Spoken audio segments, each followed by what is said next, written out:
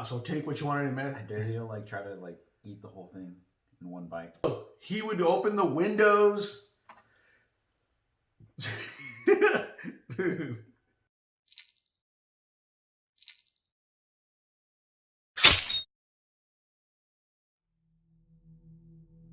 All right, y'all. Welcome to another episode of E&F Dine. I'm Edgar. And I'm Fabian. And today we're going to start off, first of all, we're going to start off by enjoying some gas station food as we hear the story of the Night Stalker.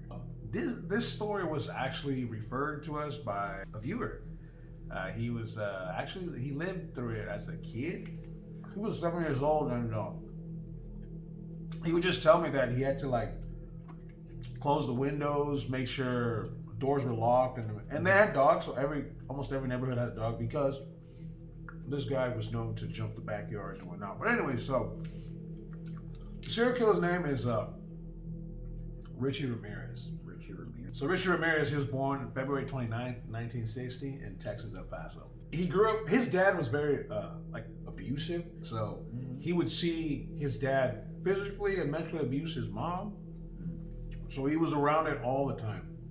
During that time, he was introduced to his cousin. Whose cousin? Richie's cousin.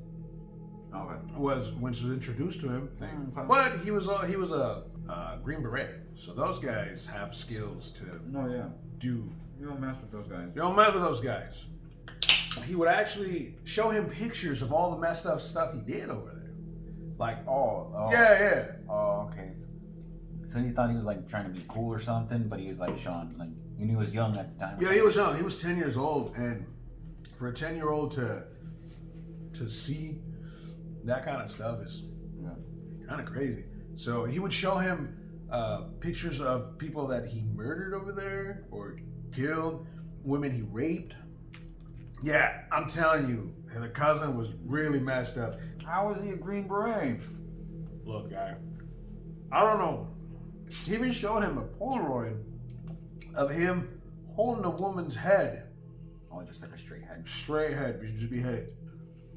That was his escape, to leave his father's abuse to see different kind of abuse. Yeah, hang out with his cousin and It's a pattern. Yeah, for a pattern.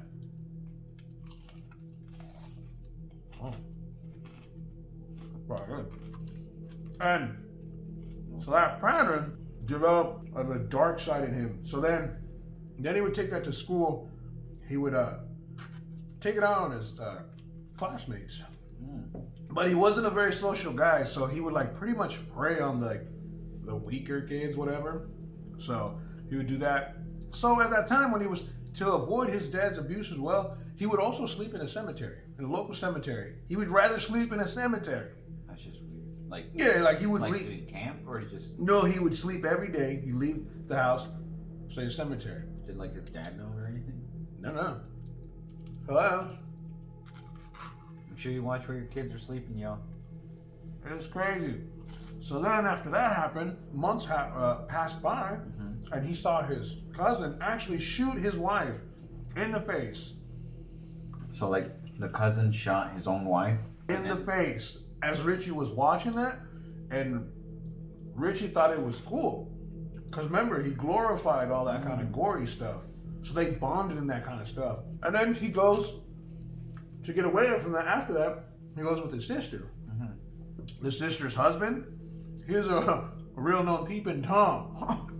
Oh, I'm telling you, it only gets worse for this guy. Oh man. That's how he learned how to like burglarize and stalk people. So he just pretty much was moving from like one terrible household to another terrible household. Yo, and he was picking up all this kind of like this crazy stuff. But anyways, so after that, he ended up working at a hotel. And at the hotel, he would at night he would take one of those master key locks or whatnot to open the rooms, and he started robbing people. And he was robbing people. Oh, okay. And in one of those attempts to rob, he actually tried to attempt to rape one of the women of the guests there, but the husband caught him on the act and just put a beating on him. He beat him down until the cops got there, hold him down. And then after that crime, a couple weeks passed by, he attacks a little girl. 9-year-old little girl. Puts her in the basement where he's staying, and he assaults her, rapes her, dude, and he kills her, hangs her body on a pipe, like a shrine kind of thing. Just hangs her body, like her dead, dead, raped body, just there. So when the cops get there, they just see this. So this guy, he flees the scene. At that time, he flees. He doesn't get caught for that. So then he moves into LA. Moves to LA, and then that's when it just starts folding. From there, it just starts escalating. Because by now, he's already committed like burglary, rape, crime, whatnot. So he's like set. He's like, so now Los Angeles is a bigger area now. So he just starts going at it. On March 17, 1985, which is where he got like his fame, because this was like, remember, he committed little like prior crimes, but this is where he got noticed. He was stalking a woman, gets to her house, and as she opens her door, opens the garage door, you know, he literally blindsides from the back, like hits her in the head with a 22 handgun. That's nothing, but it hits her in the back of the head, knocks her out, and then tries to shoot her right in the head, like point blank, just trying to shoot her. You wouldn't have killed her with that 22. Just check it out. Well, no, this is what happens. So, dude, if he wouldn't have killed her, whatever happened. So as she was, he would have had taken at least. No, she would have suffered. She would have taken at least a couple of bullets. But yeah, no. But what happens? I get the message. The lady, she protects herself, and as she does that, the gunshot puts her hand up and she has her keys. Mm-hmm. So the bullet ricochets off the keys, but he doesn't know that there's a roommate inside the house. Oh. So then he gets startled because the roommate screams in there as she's trying to hide. Then the guy leaves her. Doesn't even check if she's dead or not, but the bullet ricocheted off the keys. And he goes into the kitchen, and the roommate, as she's hiding behind the countertops of the kitchen, stands up. Dude, this guy grabs a handgun and is right in the forehead. Boom. As she stood up. Kills her right there instantly. Headshot. Headshot, dude. And so then he starts running, and he takes off. An hour later, he tries to get into another car, assaults another lady. That same day, like an hour later, he assaults another woman, shoots that woman in the head, takes the car. And right there in that little they say attempted murder one because the lady's alive. She ended up with the keys. Technically, because she's alive. She's alive. He did try to kill her. And then the other 2 confirmed kills, that was like a little spree of killings he did. Mm-hmm. So that caught like media attention, news and whatnot. And from then on, he became known as the walk-in killer, the Night Stalker. They gave him, because he just walk in and start killing people. Or like the Night Stalker, because he started stalking people. But like, do you know if like he started off, or was there like a real motive or something? Like, I just want to like. His motive was like, I just want to go inside and startle somebody. Because remember, since he grew up in a really rough with parents and whatnot, like it was just abusive. So he was just his escape was like, I'm gonna rob these people. I'm gonna take what I want. So he wanted to. Kind of like what he was taught. Yeah, what he was taught. By the cousin. So he did that murder. So that's why he caught media attention. And you know what's crazy also? Mm-hmm. He would actually watch the media, and he would get excited to watch himself on like the TV. What happened? He was always like ahead of the cops because he would watch what was going on. Any evidence he'd leave, he would like destroy it. Well, yeah, like that's what they do. Yeah, like a lot of these these murderers, these like stalkers, you know, they sometimes their head works in a good way to like for bad, which sucks, because they'll be like, oh, I dropped this off there, or I didn't know I had that and I left this there. Next time I know not to take that, or something, crazy like that. Let's get back to Richie here. So as he was breaking into the houses, he'd go straight into the rooms, point blank, just shoot him in the head, whoever it was. But most of the time, when there was like a couple in there, he'd shoot the men straight in the head, and he would tie the women and like assault them, like sexually abuse them, rape them, and it even got to a point where if there was children in there, he would just tie them up, leave them there, so he'd have the little kid watch him rape the mom. Oh, so Yeah, he was would- still all aft. Yeah, That was and a lot of pussy. and then when he was stealing the jewelry, the money, he would tell the women to swear it on Satan that they don't have anything else, because remember he was Satanist lover and he praised everything to Satan and whatnot. So he would do that, and he would swear to Satan. So once they say swear to Satan, so for him it was like, okay, so they're telling the truth.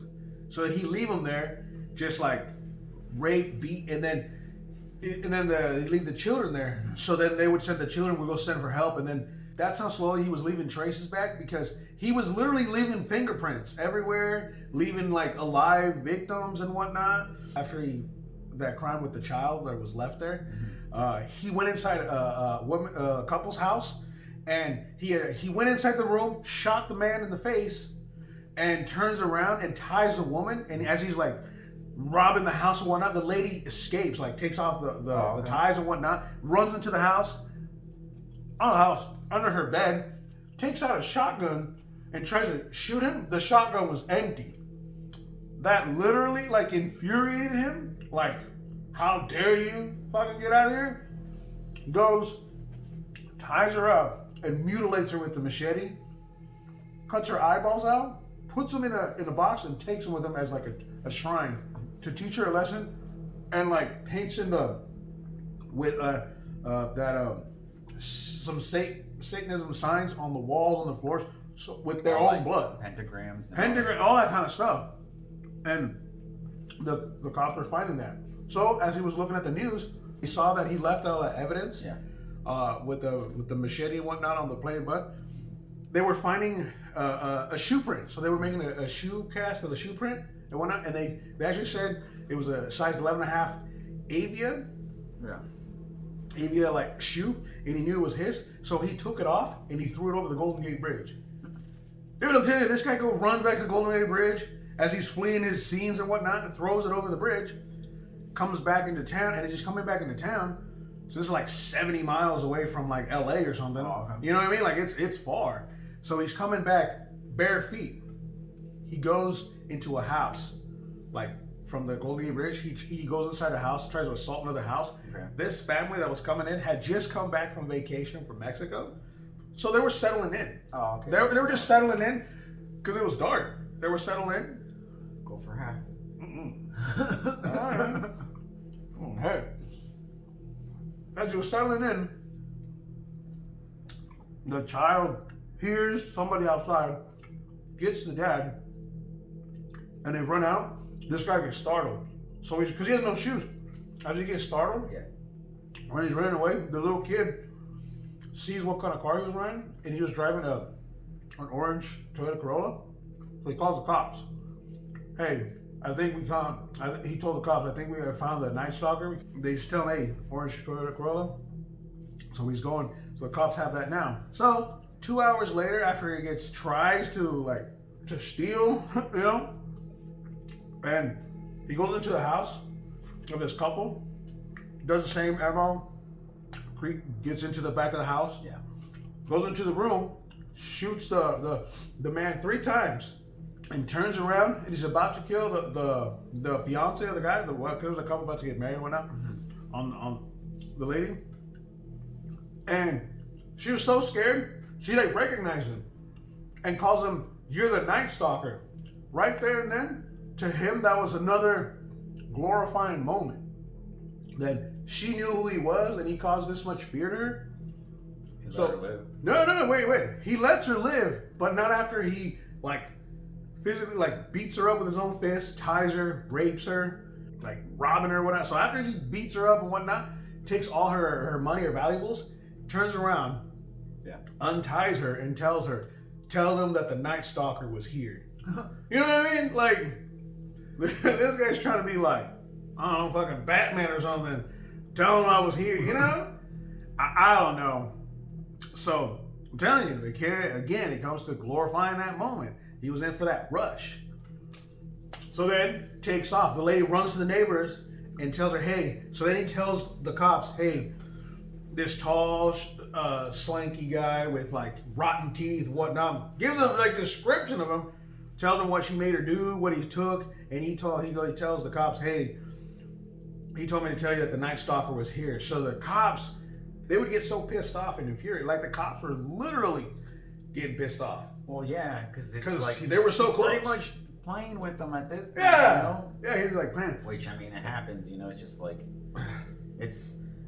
we're all here for the rush, like you said it. You know, so obviously he's on that rush. He knows that that they're getting mad, so he's just gonna be like, well, I'll just probably linger nearby, kind of thing. So the cops just get this idea of like, we're gonna plaster his face all over everything. Okay. Plaster his face on the news, on the billboards, on the newspapers. His face was in everywhere. So then on August 30, 1985, it was recorded that he took a bus to Tucson, Arizona, at the bus station. Yeah. And at that bus station, he was trying to connect with his brother, leave with his brother, because he knew he was already like, they were so close, but he was leaving a lot of like evidence and whatnot. Okay. So he's trying to flee. He knew he had to get out of the town. He had to get out, let things cool off, whatever.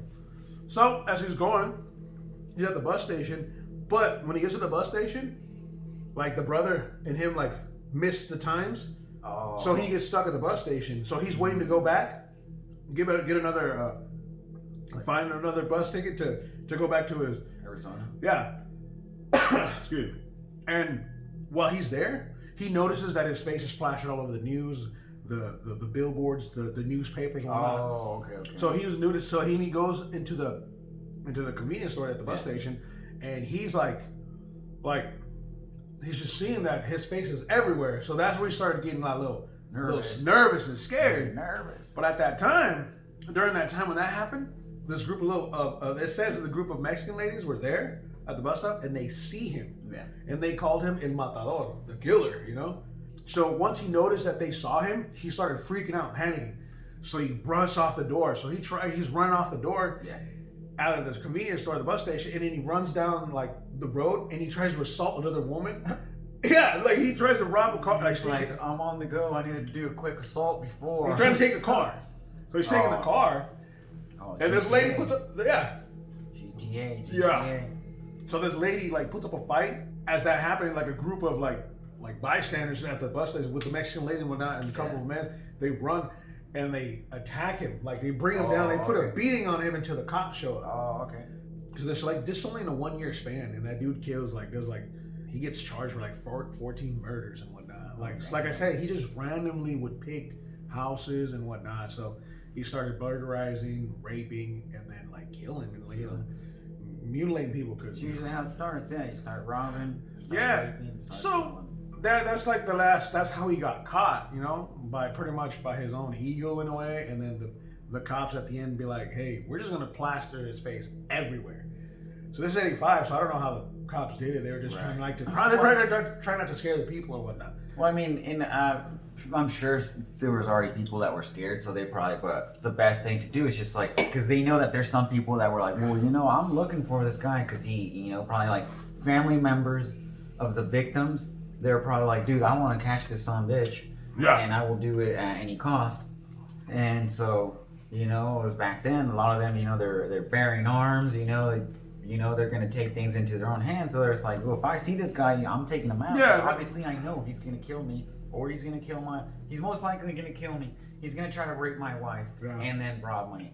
Yeah. So I'd rather kill him first before he does any of that. But I'm sure people were like terrified like that. Like I tell you, so then, like that guy I know, he was terrified as a kid, whatnot.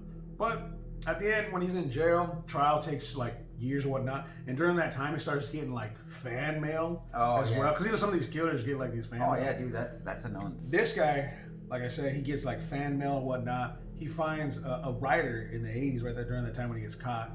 Okay. Her name is Doreen Leroy. Doreen Leroy, and she like through the letters of them talking and whatnot, she fell in love and she saw past all his crimes and whatnot. She told the public that she didn't see any evil in him. But I mean, like, how the hell do you know? Like, he's not out in the loose. Did she not see like the like death certificates? I'm telling you, I think she was just like evil in that. She was just like blinded by like love or something. Yes, and she didn't see. She was able to see past all that and ended up marrying him, and he ends up dying of natural causes in jail. He was waiting the death row. Oh, okay. So he actually got the death row. Yeah, he got death row pound and whatnot. And he died. He actually ends up dying in 2013. Oh, so he died.